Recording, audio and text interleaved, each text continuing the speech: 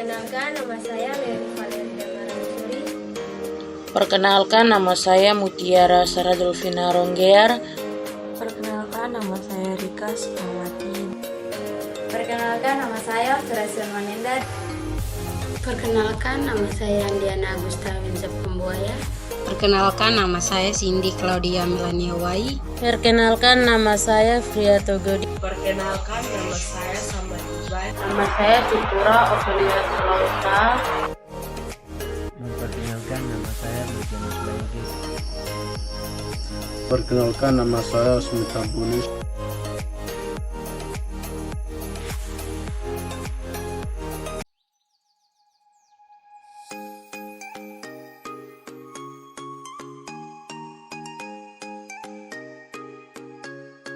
Jadi di sini definisi dari perencanaan program komunikasi atau PPK adalah upaya membuat rancangan pelaksanaan suatu program komunikasi untuk mengkampanyekan, menyosialisasikan atau mempromosikan suatu produk atau program, barang, jasa atau lembaga kepada khalayak sasarannya dengan harapan tercapainya tujuan PPK yang telah ditetapkan.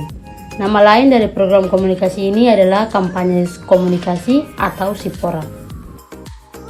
Nwindal Benoha Signature dan Jante Olson tahun 1992-19 menyebutkan bahwa kampanye komunikasi adalah sebuah usaha terencana dari seorang komunikator atau sender untuk memengaruhi khalayak audiens melalui satu atau seperangkat pesan dengan tujuan tertentu.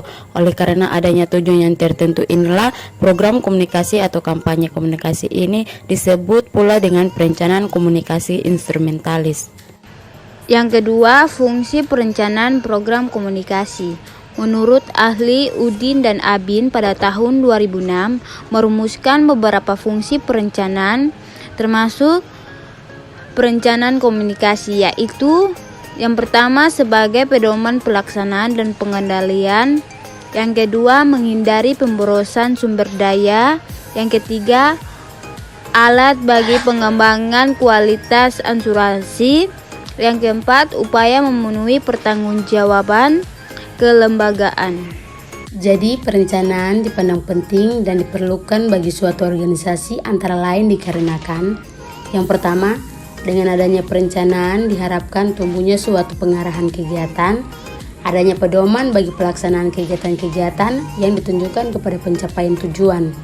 Yang kedua, dengan perencanaan maka dapat dilakukan suatu perkiraan atau forecasting terhadap hal-hal dalam masa pelaksanaan yang akan dilalui. Perkiraan dilakukan mengenai potensi-potensi dan prospek-prospek perkembangan, tetapi juga mengenai hambatan-hambatan dan risiko-risiko yang mungkin dihadapi. Perencanaan mengusahakan supaya ketidakpastian dapat dibatasi sedini mungkin. 3. Perencanaan memberikan kesempatan untuk memiliki berbagai alternatif tentang cara yang terbaik TBS alternatif atau kesempatan untuk memiliki kombinasi cara yang terbaik TBS Subinatio.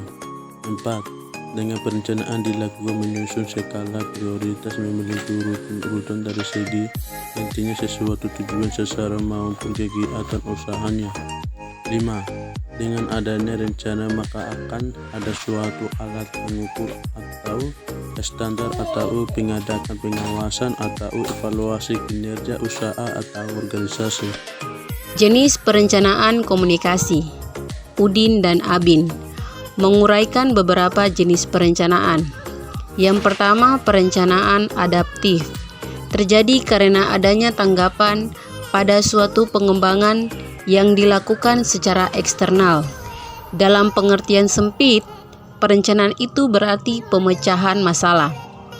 Perencanaan itu dapat dengan mudah dipahami oleh semua pihak. Yang kedua, perencanaan kontingensi. Perencanaan kontingensi merupakan pendekatan yang ditunjukkan untuk menciptakan kondisi yang pengaruhnya dapat dielakkan dan diresap dengan biaya atau kerugian minimal. Yang ketiga, perencanaan kompulsif. Perencanaan kompulsif menentukan perincian mengenai apa yang seharusnya dan apa yang diharapkan dilakukan. Alat utamanya adalah reward atau imbalan bagi yang berhasil, dan punishment atau hukuman bagi yang tidak berhasil. Nomor 4, perencanaan manipulatif. Perencanaan manipulatif mengandalkan berbagai jenis instrumen untuk mendapatkan suatu keuntungan. Alatnya adalah kesepakatan, pertukaran, dan mempengaruhi orang lain. Nomor 5, perencanaan indikatif. Perencanaan indikatif menyebarkan informasi yang dimaksud untuk memberi sinyal yang benar kepada individu dengan harapan agar pada gilirannya akan mengambil tindakan yang tepat. Nomor 6, perencanaan bertahap instrumental. Perencanaan bertahap adalah perencana yang mengambil langkah pendek mengoreksi kesalahan saat perencanaan itu dilaksanakan. 7. Perencanaan otonomi merupakan perencanaan yang dilakukan sendiri dan bukan sebagai bagian dari perencanaan. 8. Perencanaan pemulihan atau perbaikan amelioratif. Perencanaan ini dirancang untuk memulihkan pada keadaan semula, tanpa pertimbangan mengenai apa yang akan terjadi. Tujuan adalah kembali pada status quo.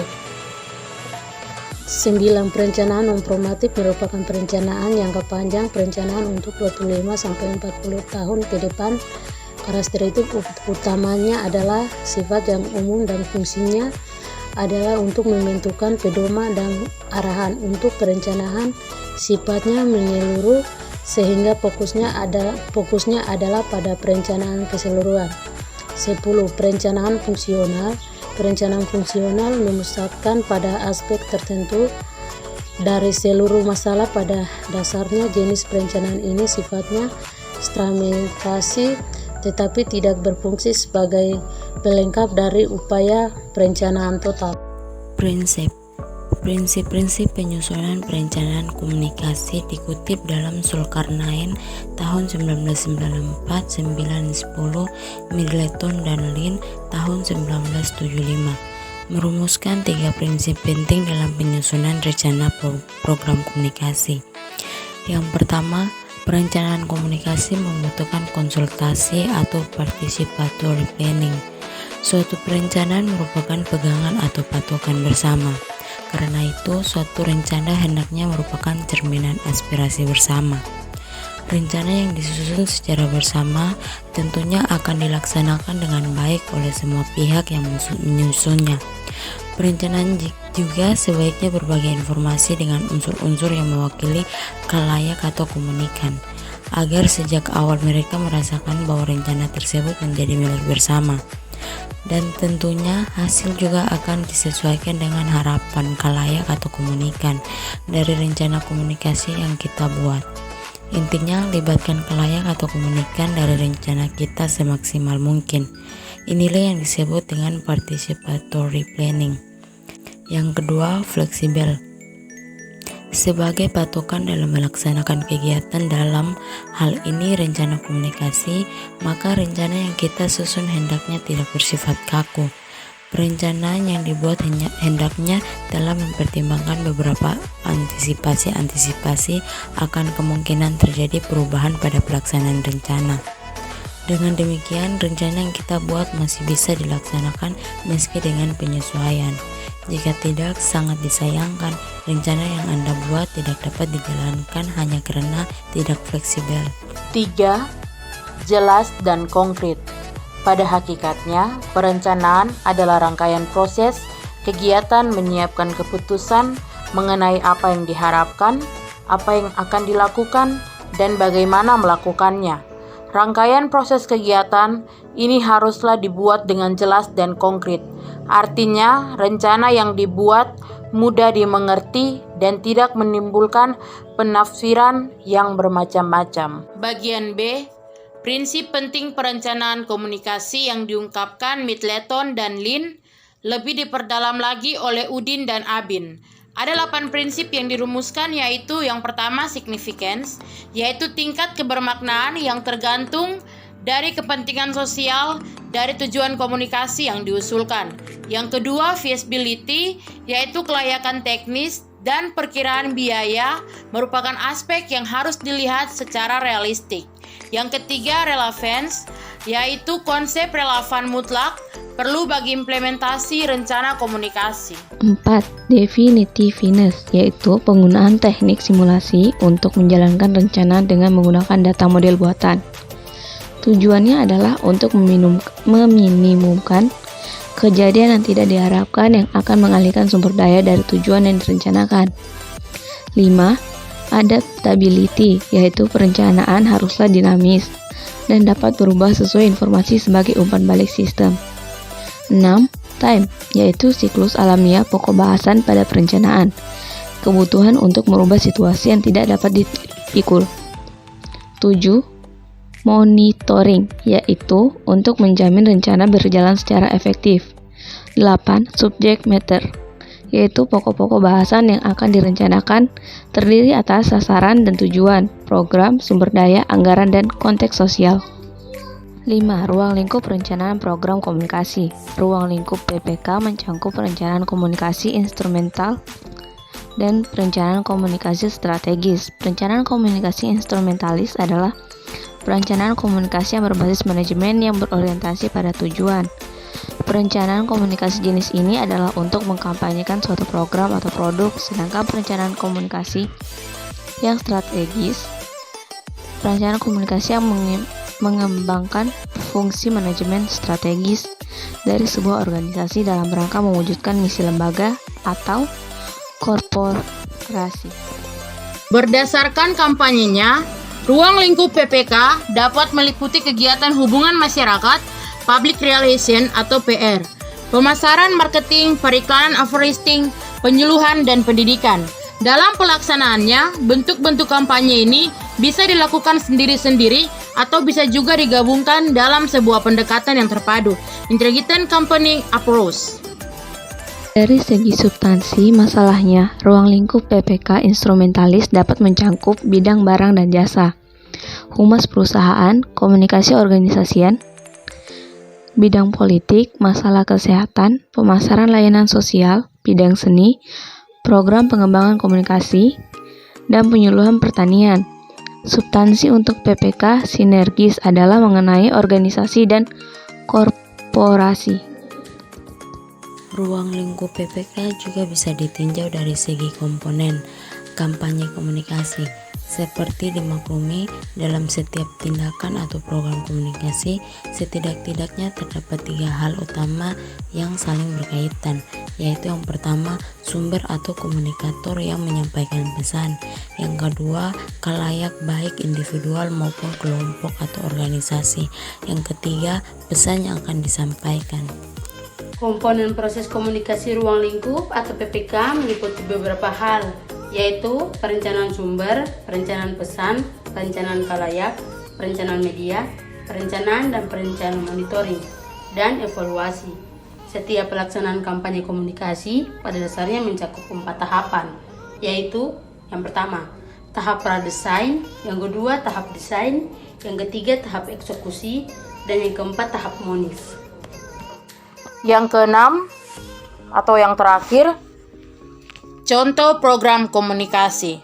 Kampanye budaya air bersih, berkurangnya pasokan air bersih sudah terjadi dalam 1 dekade ini. Meskipun sudah terjadi krisis air bersih di beberapa daerah, kesadaran masyarakat terhadap budaya hemat dan budaya rawat air bersih masih rendah. Untuk itu, budaya air bersih perlu mendapatkan perhatian dengan melakukan program komunikasi berupa kampanye air bersih. Mengingat sungai merupakan sumber air yang multifungsi, maka pada program komunikasi ini memilih masyarakat yang tinggal di daerah hulu sungai menjadi khalayak sasaran. Tujuannya adalah agar terjadi perubahan budaya untuk menjaga kebersihan air di sungai. Kebiasaan membuang sampah padat yang tidak terurai ke sungai, limbah insektisida pertanian, sisa metabolisme ternak, dan limbah rumah tangga perlu dikelola sebaik-baiknya dan tidak membuang ke sungai. Kegiatan komunikasi yang dilakukan mencangkup memasang banner peringatan dan himbauan, melakukan pertemuan warga dan menyampaikan ajakan secara persuasif, memperkenalkan perilaku hemat air melalui pementasan drama untuk anak-anak usia sekolah, mengadakan lomba mengarang dengan tema budaya air bersih untuk pelajar.